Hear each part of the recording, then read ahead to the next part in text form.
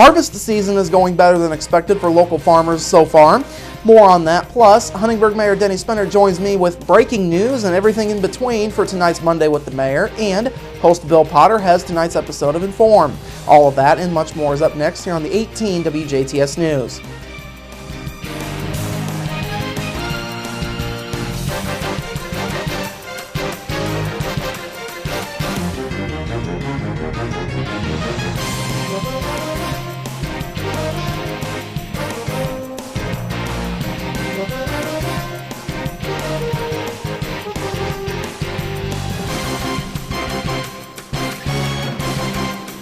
Hello, I'm Bradford Raths. We begin with the start of harvest season for DuBois County farmers and what local officials say may not be such a bad year after all. Purdue Extension Ag Agent Ken Eck says crop surveys that were complete on Friday show that the county's corn harvest is currently at 38%, with much of the corn that was planted in early spring already being harvested. Eck says moistures for local crops were reported at between 19 and 26%, with dry downtimes and moistures widely varying from farm to farm and even from field to field. Eck says much of that is due to corn varieties and local soil and field conditions. Eck says more farmers are expected to begin harvesting this week as corn crops continue to mature. Now, as for soybeans, Eck says that harvest has also started, though only in limited areas of the county. As of last week, only about 3% of the soybean crop has been harvested. Eck says most soybean fields are still dropping leaves as the plants continue to mature. On a final note, some farmers are already beginning to seed their winter wheat.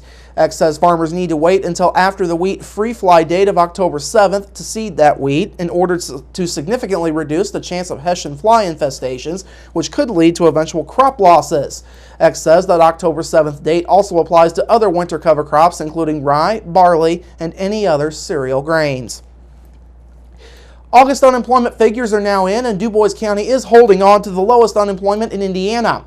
According to the Indiana Department of Workforce Development's numbers that were released earlier today, DuBois County's unemployment for August was at 3%, down 0.3 from July's number. DuBois County still holds a narrow lead over second place Hamilton County at 0.1%. Among other local counties, the job news was also good. Davies County tied for the 6th lowest unemployment in Indiana at 3.5%. Spencer County continued its recent round of strong showings, coming in with 3.6% unemployment in August, tied with Warwick County. Pike County reported unemployment of 3.8% for August, as did Martin County. Perry County was at 4.2% unemployment, while Crawford and Orange counties continue to be among the highest unemployment rates in Indiana. Crawford County reported 5.2% unemployment, while Orange County was at 5.4%. Vermilion County had Indiana's highest unemployment rate yet again, this time at 6.6%. As a state, Indiana's unemployment rate came out to 4.6% last month, which state officials say is right at full employment levels. It's also the lowest unemployment rate for the Hoosier State since 2007.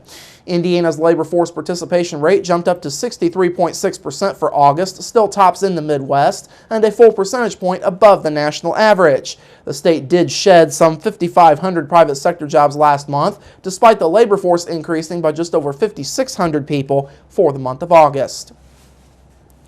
Spencer County officials have issued a countywide burn ban until further notice. The ban was put in place on Friday by the Spencer County Commissioners due to the recent dry spell and subsequent concerns about the high risk of fires. Officials say a state of emergency does exist in the county, thus bringing about the proclamation. Due to the state of emergency, several different burning activities are prohibited, which include campfires and recreational fires outside of a 23-inch by 6-inch fire ring, open burning of any kind except for charcoal or propane gas grills, burning of debris in burn barrels, and charcoal cannot be removed from any grill until it is completely extinguished. Now, local authorities have been instructed to enforce this ban and be on the lookout for any violations. The ban will remain in place until it's rescinded by the Spencer County Commissioners. This week marks College Go Week, as state officials are urging students to start planning for their education after high school. College Go Week is an annual campaign run by the Indiana Commission for Higher Education. It runs from this week all the way through November and is designed to help Hoosiers find what they need to go off to college and eventually graduate with a degree. To do that, state officials are unveiling the new and improved Learn More Indiana website.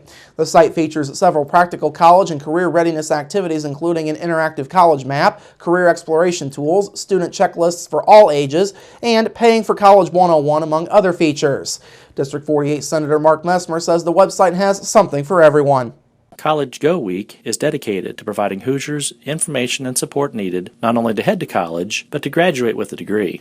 Whether you're a child starting school or an adult planning to return to school, there are specific steps to take now in order to be on the path toward college and career success.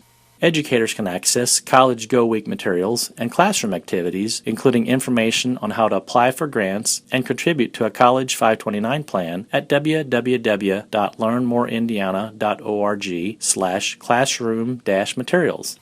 More information is available by going to learnmoreindiana.org. And finally tonight, this year's Huntingburg Herbst Fest royalty was announced over the weekend ahead of this week's big event. Erica Beekline, the daughter of Bob Beekline and Angie Brooks, will be this year's Herbst Fest queen. Jessica Hillsmeyer was the first runner-up, with Bailey Maria Barrett as the second runner-up. Of course, the Herbst Fest gets underway this Thursday evening at Huntingburg City Park. Some of the key events that night will include the opening of food booths and a beer garden, along with a performance by the DuBois County Cloggers on the main stage at League Stadium. The Herbst Fest runs through Sunday, and other highlights will include musical performances by Kirby Staley, Haywire, and the Celebration Singers, a barbecue and chili cook-off, the wild card and championship rounds for the WBDC Cornhole Tournament of Champions, and the parade. This year's parade will conclude the Herbst Fest, and it gets underway at 2 p.m. Sunday along 4th Street. All right, coming up after the break, Denny Spender talks more about the Herbst Fest, and he has some breaking news in tonight's Monday with the Mayor, and later, Bill Potter has tonight's Informed segment. We're back after this.